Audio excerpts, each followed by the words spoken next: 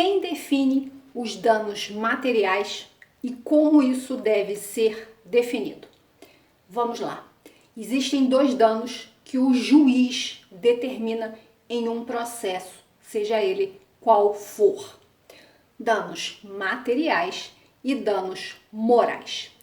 Ambos, quem define é o juiz.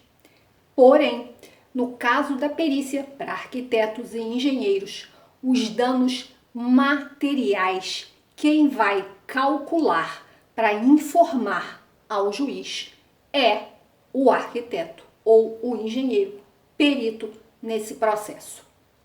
E dependendo do objeto desse processo, você deve fazer uma planilha mostrando e fundamentando o valor que você está definindo.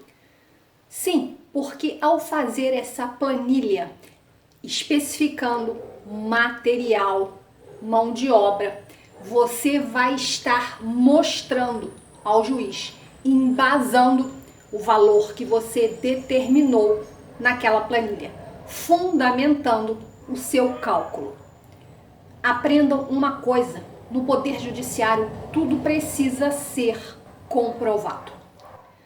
Porém, o que eu vejo muito por aí são peritos determinando esses danos materiais, porém, sem fazer planilha alguma. O juiz, obviamente, não tem condições técnicas nem conhecimento para poder fazer esses cálculos. É óbvio que ele vai então acreditar no que o perito falou. E muitas vezes os peritos determinam esses danos materiais de forma totalmente errada. Não façam isso, tomem muito cuidado, porque esses cálculos que vocês forem fazer dos danos materiais vão determinar um destino, o destino do autor daquele processo. Por exemplo, aquele autor de processo que fez a propositura desse processo, cujo objeto é a sua casa que foi danificada pela obra de um vizinho, por exemplo, um processo de enunciação de obra nova, direito de vizinhança, e o perito, você, calcula de forma errada esses danos materiais, ele não vai conseguir ter o devido ressarcimento daquele prejuízo. Percebem a importância do trabalho do perito? O juiz vai acreditar no valor que você disser, então você precisa tomar muito cuidado. E eu aqui aconselho a vocês que vão aí seguir a carreira de perícia, que façam uma planilha, determinem o material que vai ser gasto e, se possível, façam uma planta, um croquis do local onde houve o dano daquela obra naquele local. Primeiramente, vocês devem colocar a planta do local aonde ocorreu o fato. Isso é, o que provocou a lide em questão.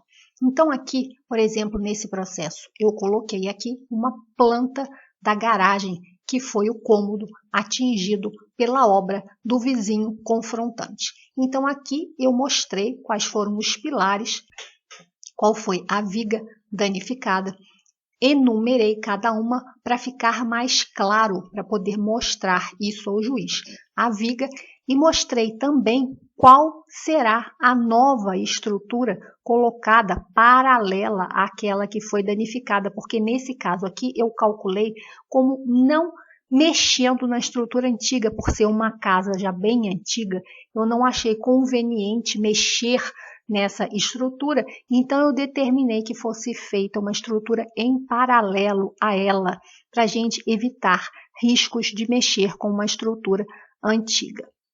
Abaixo eu vou determinar então quais são as sapatas que nós vamos colocar com os seus devidos vergalhões no seu radier. Então aqui está determinado.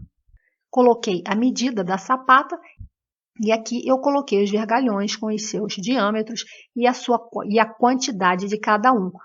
Especifiquei isso aqui no desenho E então eu parto para a planilha, mostrando a partir do desenho o que é que eu vou precisar de material. Sapata 1, o radier, qual é o aço usado, o valor que eu vou precisar.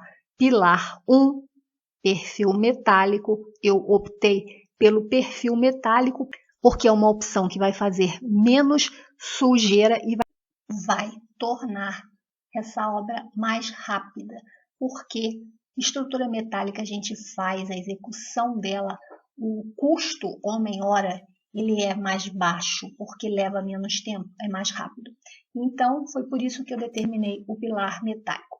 E percebam que assim eu fui colocando, adicionando os valores de cada item até chegar aqui ao final da planilha, onde eu também coloco o piso que precisa ser trocado, obviamente, porque ele vai ser totalmente danificado após essa obra. A execução de sapatas novas, vai ter que perfurar esse piso para abrir essas sapatas, então tudo isso vai, obviamente, danificar a cerâmica existente, então eu coloquei aqui colocação de cerâmica nova. Calculei a mão de obra, cimento, areia, brita e aqui embaixo, então, o total para essa execução. E vai ser baseado nesse valor que o juiz dará o valor dos danos materiais na sentença. Agora, prestem atenção o quanto foi importante aqui nesse comecinho o desenho da planta baixa, porque na planta baixa eu nomeei os pilares. P4 é o pilar existente, P4' é o pilar que vai ser construído, P3 e P3' da mesma forma. Aqui na viga, da mesma forma, viga existente e viga metálica. Então, essa nomenclatura, ela foi colocada e repetida aqui na planilha, o que vai facilitar totalmente o entendimento do magistrado. Então, mais uma vez, aquela palavrinha mágica, pessoal, o laudo deve ser didático, porque o juiz é formado em direito, não entende de construção civil. Ele precisa que você seja o mais claro e conciso possível no seu laudo, para que ele possa entender o seu raciocínio, ok? Perceberam como esse tipo de informação vai fazer toda a diferença no laudo? Não é simplesmente chegar lá e colocar um valor de R$6.000 e não explicar por quê, como muitos fazem. É fazer uma planilha orçamentária pequena, sem muita complexidade, mas mostrando e fazendo com que o magistrado entenda o porquê de você chegar naquele valor. Já vi muitos e muitos processos que os danos materiais eram muito maiores, a nível de 10, 20 mil reais, e o perito calculou R$1.000, sem dar nenhum tipo de embasamento. E aí, obviamente, o autor vai ficar altamente prejudicado em uma situação dessa. Porém, pessoal, quem vai estabelecer e dar a palavra final com relação aos danos materiais é o magistrado lá na sua sentença. Mas ele vai basear essa sentença, esses danos materiais, no valor que você, perito, determinou. Entenderam? Tanto danos materiais quanto danos morais, quem define e quem determina na sentença é o juiz. Porém, quanto aos danos materiais, ele vai colocar baseado absolutamente no que você, perito, informar a ele. Percebem?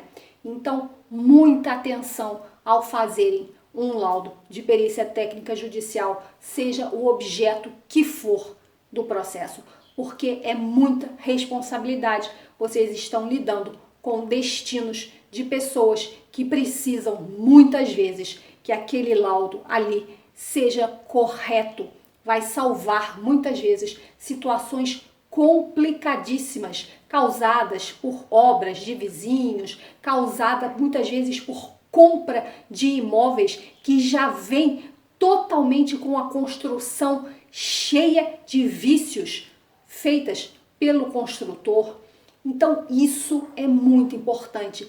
Às vezes são valores que as pessoas guardaram uma vida inteira ou os financiaram para poder comprar aquele imóvel. O imóvel já vem cheio de patologias construtivas provocadas por uma construção que fugiu totalmente às normas técnicas. E é importantíssimo que a conclusão que vocês vão chegar ali no laudo e o valor que vocês vão colocar ali de danos materiais seja correto e faça realmente justiça, ok?